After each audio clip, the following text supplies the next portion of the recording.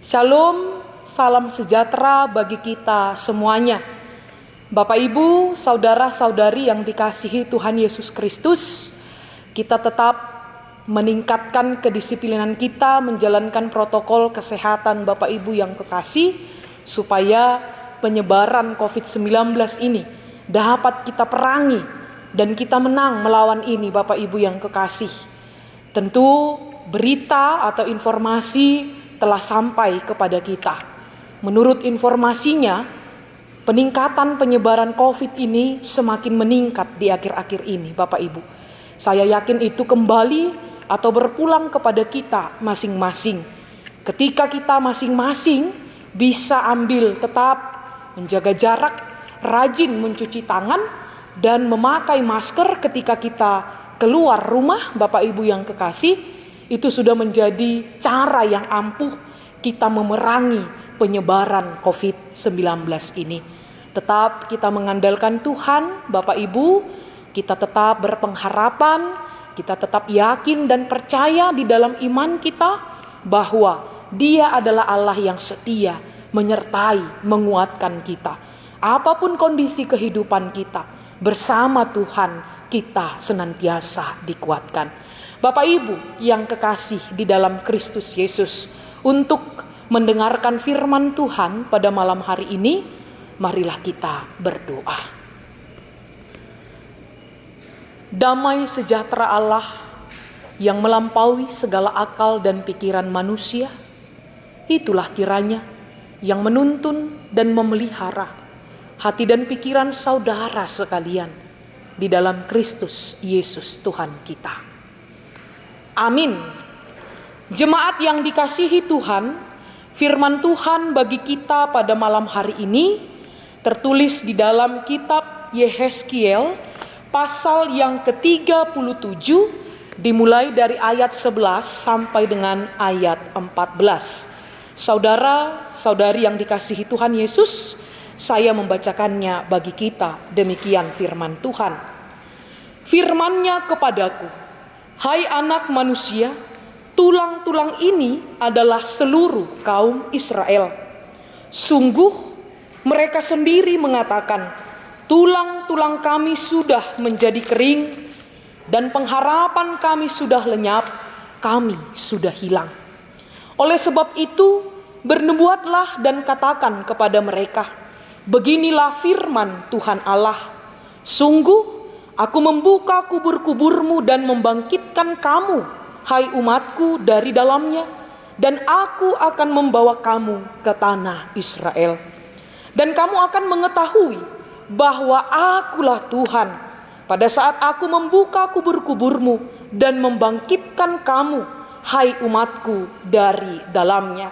Saudara-saudari, mari kita baca bersama ayat 14. Aku akan memberikan rohku ke dalammu, sehingga kamu hidup kembali, dan aku akan membiarkan kamu tinggal di tanahmu. Dan kamu akan mengetahui bahwa aku Tuhan yang mengatakannya dan membuatnya. Demikianlah firman Tuhan. Bapak Ibu yang dikasihi Tuhan kita Yesus Kristus, apakah yang paling kita takuti? Atau apakah yang paling menakutkan di dalam kehidupan kita? Bapak Ibu yang kekasih, tentu akan beragam jawaban kita, dan tentunya itu berangkat dari kondisi yang saat ini kita hadapi. Apakah saat ini yang benar-benar kita takuti? Atau apakah yang betul-betul menakutkan dalam kehidupan kita? Bapak Ibu, saya mau menjawab itu dengan mengangkat kondisi kita sampai saat ini. Ketika virus COVID-19 dapat menyebabkan kematian, maka disitulah letak kengeriannya. Disitulah letak ketakutan yang membuat kita risau, yang membuat kita bahkan bisa saja berputus asa, Bapak Ibu yang kekasih, karena virus ini dapat menyebabkan kematian. Saya yakin jika COVID-19 hanya berdampak dan membuat kita hanya sekedar flu atau membuat kita hanya sekedar batuk-batuk saja, saya yakin virus ini tidaklah begitu mengerikan dalam kondisi kehidupan kita saat ini, Bapak Ibu. Karena dia bisa membuat kematian Bapak Ibu, sehingga virus ini mengerikan. Virus ini menjadi tantangan, ancaman yang begitu sulit kita hadapi saat ini. Begitu juga dengan kondisi-kondisi situasi kehidupan kita setiap hari, Bapak Ibu.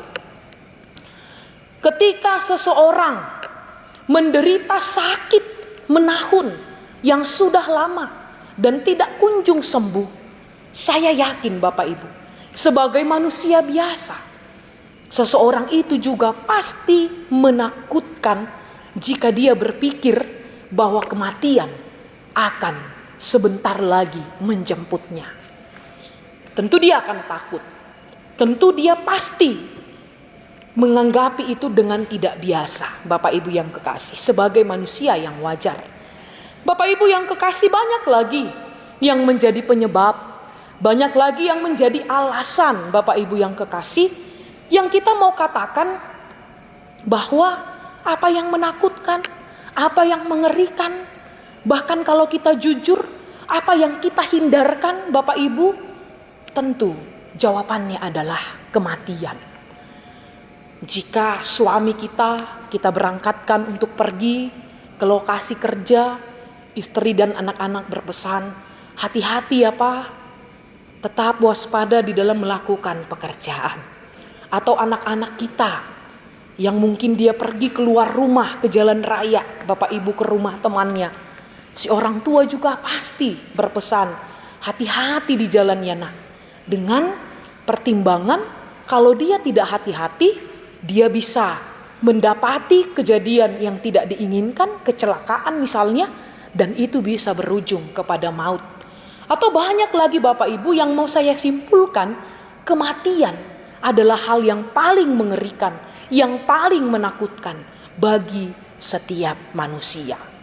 Ini kita bicara sebagai manusia yang normal. Apakah pendeta takut mati? Takut Bapak Ibu. Secara manusiawi, siapa yang tidak takut mati Bapak Ibu? Apalagi ketika kami masih punya anak kecil.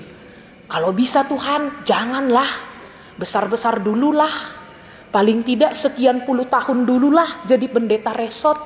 Atau banyak alasan yang lain. Atau mungkin kita juga mengatakan, saya lihatlah dulu semua anak-anak ini berumah tangga. Saya lihatlah dulu mereka punya pekerjaan yang layak. Aduh, kalau kematian janganlah. Itu suara hati kita yang sangat normali, Bapak Ibu yang kekasih. Melalui kesaksian Yehezkiel ini luar biasa Bapak Ibu. Selain sebagai nabi, Yehezkiel juga adalah seorang imam. Jadi sekali lagi Bapak Ibu, Yehezkiel tidak hanya sebagai nabi Allah, tetapi dia juga adalah sebagai seorang imam. Karena nabi dan imam itu adalah jabatan yang berbeda. Bapak Ibu, dia dipanggil untuk menjalankan tugasnya, baik sebagai nabi dan juga tidak melepaskan keimamannya sebagai imam di tengah-tengah bangsa Israel yang terbuang ketika itu. Bahkan di pasal 37 ini Bapak Ibu, bukan lagi hanya kematian. Orang-orang yang sudah lama mati itu, tulang-tulangnya sudah kering, tidak ada lagi daging, tidak ada lagi kulit yang melekat. Semuanya sudah menjadi tulang belulang, tengkorak yang kering. Dan bisa kita katakan, sebenarnya itu sudah tidak ada lagi apa-apanya. Sudah tidak ada lagi harganya Bapak Ibu yang kekasih. Tetapi melalui vision, penglihatan yang diberitakan Yehezkiel kepada umat yang berada di pembuangan ketika itu Bapak Ibu, Yehezkiel mau menyatakan, memberitakan bahwa Allah Israel itu Allah pencipta langit dan bumi, Allah yang menciptakan manusia, Allah yang memberi kehidupan kepada manusia, seluruh makhluk yang diciptakannya. tidak hanya berkuasa pada kematian, Allah itu jugalah yang juga berkuasa kepada kematian. Bapak Ibu jemaat yang dikasihi Tuhan, dalam vision atau penglihatan Yehezkiel ini, mari nanti kita baca mulai dari ayat 1 Bapak Ibu, bahwa diberitakan tulang-tulang itu pun akhirnya hidup kembali. Mereka menjejakkan kakinya, bahkan mereka menjadi himpunan tentara dalam jumlah yang sangat besar.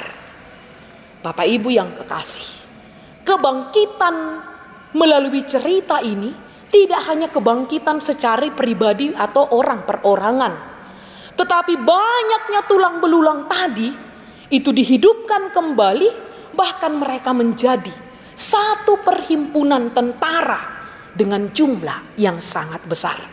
Itu yang Yehezkiel persaksikan melalui penglihatan atau visionnya. Dalam hal ini Bapak Ibu, secara khusus dalam konteks kehidupan kita saat ini, mari kita sungguh-sungguh meyakinkan atau mempercayakan diri kita bahwa Allah yang kita sembah itu bukan hanya Allah pemberi kehidupan, bukan hanya Allah yang berkuasa menghidupkan Bapak Ibu, bahkan Dia juga bisa mendatangkan kehidupan dari yang sudah menjadi tulang belulang.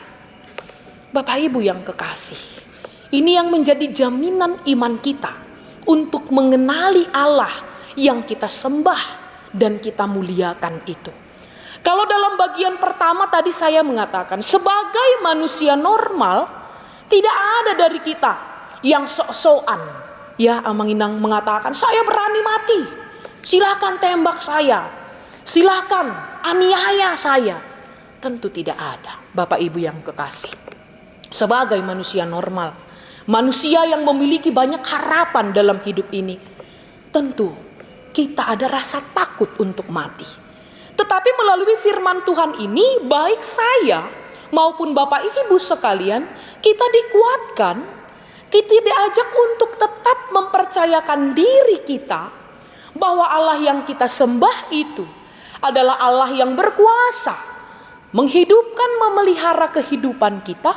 Bahkan Allah juga yang berkuasa memberi nilai baru, meskipun kematian itu akan kita dapati, akan kita temui sesuai dengan waktunya.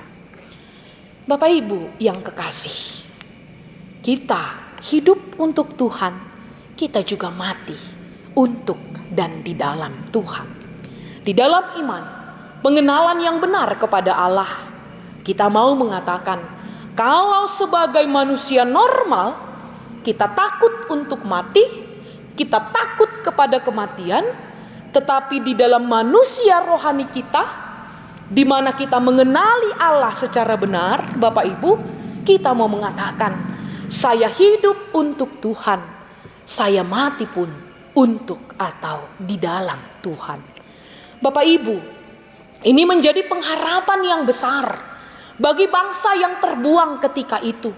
Bangsa yang sepertinya sudah kehilangan harapan. Bangsa yang sama sekali tidak lagi punya kekuatan. Sebagai bangsa mereka kehilangan nasionalismenya. Sebagai bangsa mereka tidak punya tempat, tidak punya tanah air, mereka terbuang. Sebagai bangsa bahkan mereka tidak punya kemerdekaan untuk mengatur hidupnya sendiri. Tetapi di tengah-tengah situasi itulah Bapak Ibu yang kekasih, Yehezkiel, Nabi Allah, bahkan imam di tengah-tengah mereka menguatkan mereka, membangkitkan atau menghidupkan kembali tulang-tulang yang sudah mati dan tidak berharga tadi. Allah kita itu sanggup dan berkuasa. Maka dari itu Bapak Ibu, saat ini pun mari kita tidak meragukan akan kuasa Allah. Mari kita tidak mengkhawatirkan kehidupan kita.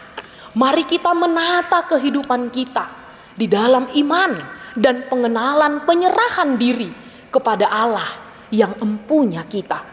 Sehingga sesulit apapun tantangan, bahkan ancaman dalam hidup ini Bapak Ibu, sebagai anak-anak Allah, kita dikuatkan untuk tetap berpengharapan, untuk tetap berserah kepada Allah yang memiliki kita.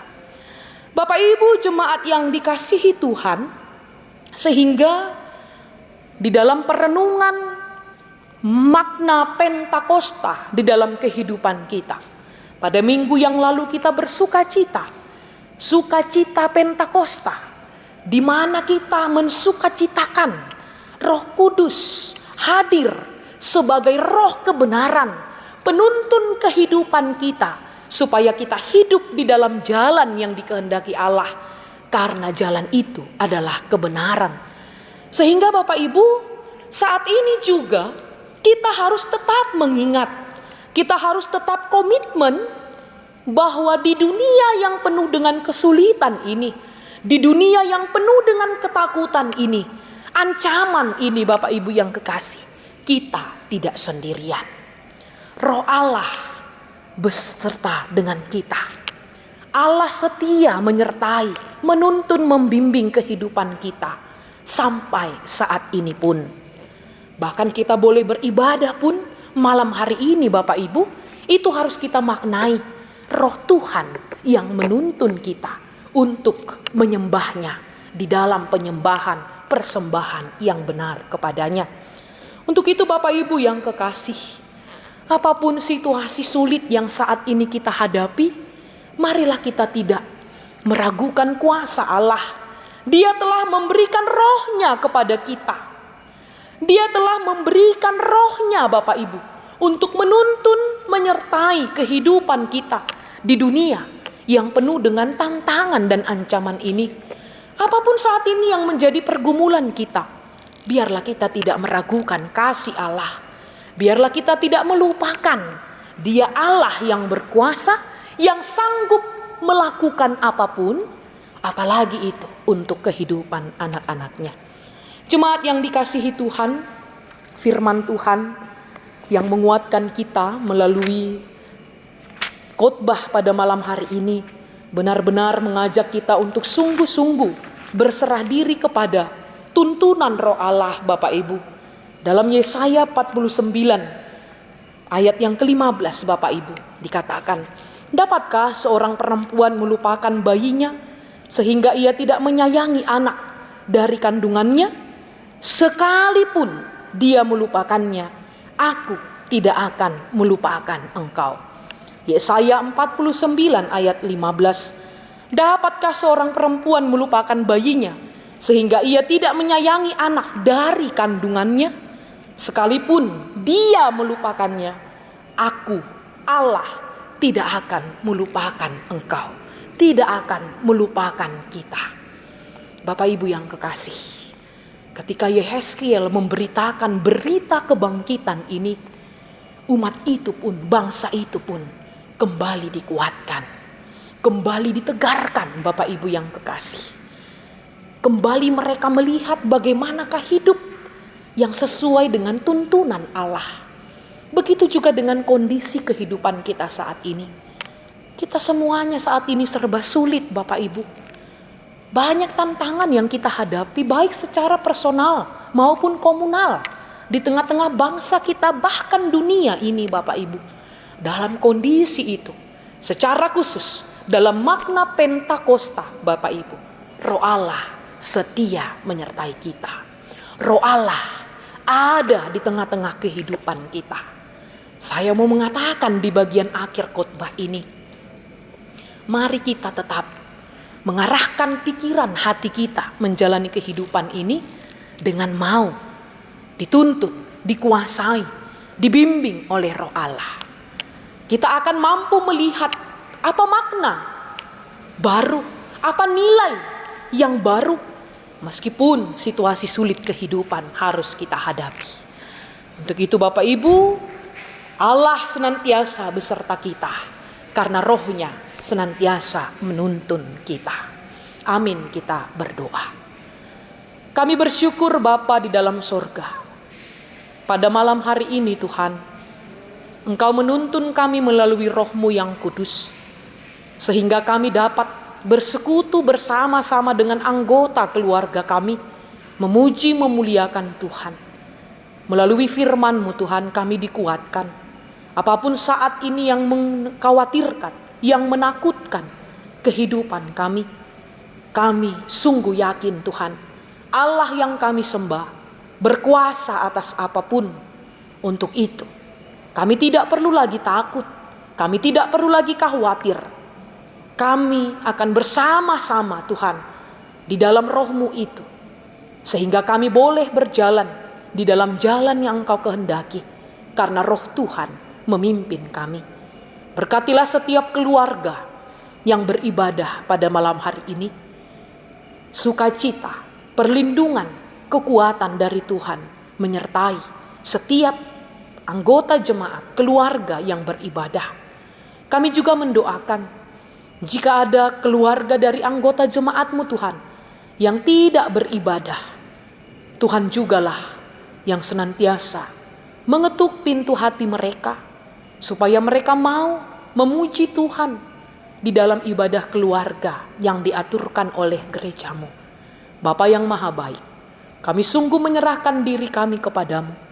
Jadilah kehendak-Mu dalam hidup kami. Hanya di dalam Kristus kami berdoa dan bersyukur. Amin.